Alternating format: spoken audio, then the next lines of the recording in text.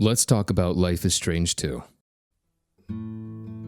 I want to start off by saying that I actually really enjoyed Life is Strange 2. I heard that some people didn't really like this game because certain sections were too long or something along those lines. I do admit, sometimes it felt like a lot, but that doesn't mean it's a bad thing. What I mean by that is that I actually really enjoyed how long the episodes were, unlike that other game, which I didn't really like. We don't really talk about that other game. Well, I don't really remember it too much. I don't remember if it was too long, but I just really didn't like Before the Storm. It was not that great. Life is Strange 2. I remember playing the demo way back when the game just came out. It was just like basically just the first episode. It wasn't like 20 minutes long or 30. No, it was the entire episode.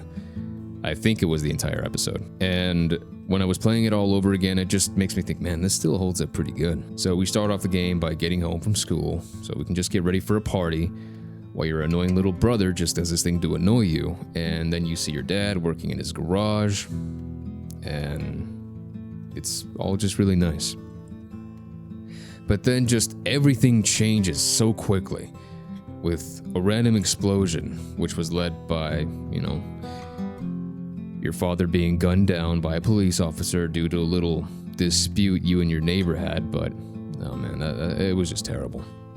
Just sending the Diaz brothers spiraling down a whole chain of events that they just never thought they'd be in. I actually really like this story with the Diaz brothers.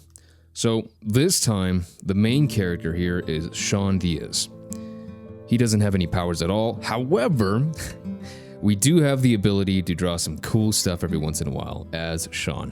Which I will say, I really did enjoy the art he drew in his notebook while, reading the events that are happening to them throughout the entire story. And then we have Daniel, the little brother we have to look out for no matter what. And at times it is a little annoying because of Daniel, but it's understandable considering, you have to take care of your little brother who later on we find out that he has these powers that just sparked from the murder of his father.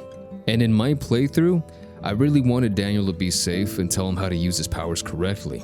And sometimes Daniel would just ignore us and do something he thought was right, which, again, it's understandable. He's just a kid who doesn't really understand the consequences of his actions. And to me, that's what kind of makes this whole story just interesting and fresh, and I will be talking about that later down the line with Daniel and how annoying it can be, but let's just continue. So the first episode, dude, my God. While I was watching footage that I recorded for this video, and man, dude, the first episode was maybe an hour and 20 minutes for me, and there was just so much happening, but not in the bad way. You're just going through things you can't control. For example, you're in a horrible situation. Here, we're walking through the forest because we just ran away from this city, this town that we grew up in, and we have to find a safe place to camp for the night, which is pretty sad, all things considered. And then the next day, things are looking just a bit more hopeful because we find a gas station so we can buy some supplies, some food, and just things we can with the little money we have left from, the party we were gonna go to. So, we meet a really nice and cool dude named Brody, which, man, he's a little awkward at first, but man, he's really awesome later on. And then next thing you know, we're just eating, trying to plan out what we're gonna be doing, and bam, just a weird, creepy old man just comes out of nowhere and starts to harass us. Then he just beats us up, and then he just basically kidnaps us and stores us in a little room in the gas station. And just things like that. That situation is just, you can't really control that. Things are just happening to these brothers that, man, it's very sad, man. After that whole situation, you just escape that little gas station, and bam, you run into Brody, and he doesn't even question it. He just tells you to get in his little car, and then he just rescues you guys. It's really nice. I really like that character, Brody. He just gives you some advice for later down the road. You make a little quick stop to Arcadia Bay, which was kind of nice, just a little view there. We didn't focus too much on it. We just passed by and continued on with the Diaz brothers. And for me, that's pretty good because I like how it's doing its own thing so far, on its own. And at this point, I'm just really intrigued with the story so far and just want to know exactly what we're going to be doing in the future. So we have no place to stay, no money, no nearby family, just nothing. And the only real plan that we have is to just go to Mexico and start a new life. Which, yeah, it sounds a little, far-fetched, a little ridiculous, but considering everything that's happened so far, which is just unexplainable to Sean, the police chasing after you and just nothing is working out, it's just like the only plan that makes sense. And I will talk about the endings later on, which, I'll just talk about that later on. So far, the story of Life is Strange 2 got me hooked because I just want to see what these two brothers will do to just make that plan come to fruition. It's giving me something fresh, and it's really interesting again, not being the one with superpowers this time, because now that we don't have complete control on a situation that needs like a whole lot of responsibility, it just makes it interesting. And sure, later on in the episodes, you can decide on how you can teach Daniel how to use and control those powers. And we're going to be going back to Daniel because the consequences of using his powers, sometimes he just does things without even really thinking about them. Again, I'm going to keep on saying it, he's just a kid. He's like 9 years old or whatever. Some people may find that really annoying. It's like, God, he's so fucking annoying. I just wish he did something better. I'm like, I guess it's understandable. And it's like to progress the story, just like to move on. But I'm just like, I don't know, man. Like, again, just think about it. He's a kid. A lot of people don't like kids. I don't like kids. They're annoying as shit, which, again, he's annoying, but it's just how it is. And you're just his big brother and having to deal with everything that's going on. It just makes it feel a bit more real. Having to be careful with people and how they can react to such things like these superpowers. And, for example, there was one incident in another episode where we run into this kid named Chris. He falls from the tree and Daniel saves him without us telling him what to do because he just does it that quickly. And after that, we just choose how to react to that. We're angry with him and say, you shouldn't have saved him, or no, it was a good choice. You did a good job. Things like that, just, I don't know. It's nice. I really like it because it's not the same like in Life is Strange 1. For example, in Life is Strange 1, you can just rewind time when you make your decisions. And to me, it was a nice mechanic. It was cool to see the different outcomes, but I don't know. It just kind of felt not... it was a good concept. I liked it, but compared to this one, I liked this one a lot more better, Life is Strange 2. And the only person that did know about your superpowers was Chloe. And yeah, it was pretty cool. But here, like I said, we can't go back in time. Each choice we make is it actually matters. Because we have to be careful with everything we do. Not only does this affect things that can change on, with the certain situations that happen in the future, but it also changes how Daniel thinks throughout the episodes. He can just change the course of events so quickly due to his powers and, his temper as well. Yeah, no, just with all that in mind, to me it's just more interesting than the first one and a whole lot more interesting than Before the Storm. Again, I really don't like Before the Storm. There's the other video talking about Before the Storm. It was just a mess to me. But that's just my opinion. And again, you can't change my opinion on Before the Storm no matter what. It was really buggy. The voice acting, oh my God. It was not great. The gameplay in Life is Strange 2 isn't really the best. Actually walking around and exploring most of the time. But there are moments, like I said, where you can just, draw in your notebook of each area during a certain section of the episodes. And I think that was really nice, There were certain moments that kind of felt unnecessary. I don't remember too much, but I do remember one part where you were in these woods where with these other people, making money by cutting up weed, whatever. It was all right. It didn't really bother me too much because, again, I just wanted to see more into the story. I wanted to get past that, and I was just really intrigued into the story. And the gameplay mechanic, like I said, choosing what to do isn't really new, but again, it's not that boring because these certain choices that you make have pretty good consequences. Not good consequences, but the consequences of them. I like it a lot because, again, you don't have those rewind powers like you did in the first game, so you have to think about these choices. Unless you save and change your decisions, which, I didn't really do that. I don't know if other people did that, but I just stuck with what I chose because, again, it doesn't matter if it was good or bad. To me, It might have been bad. Others might have said, no, that was a bad decision. I was like, no, I'm sticking with it. This is what I thought was good. Let's move on.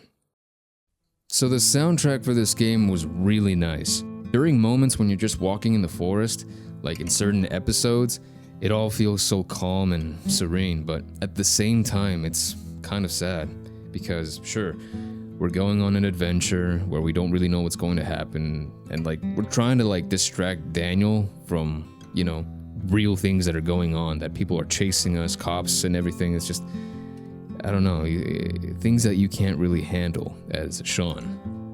And it's just that uncertainty that you can, you know, get led into getting arrested or separated. And it's sad. You can feel it with the music and the landscape of the game. Like, certain sections are nice and serene, but then you just feel sad because of the reality of what's happening to these brothers. Always just changing and watching your back for just anything that can harm you or your little brother. And the voice acting, it's amazing. I actually really liked it.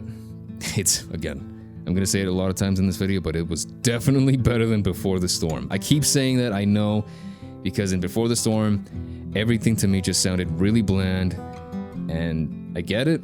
There was that situation that didn't really help out the voice actors and just made the whole experience not great. When I was playing Before the Storm, it just took me out of the immersion just so many times. I couldn't take the game seriously most of the time, but here, like that immersion, and it never got lost with the voice acting and the characters.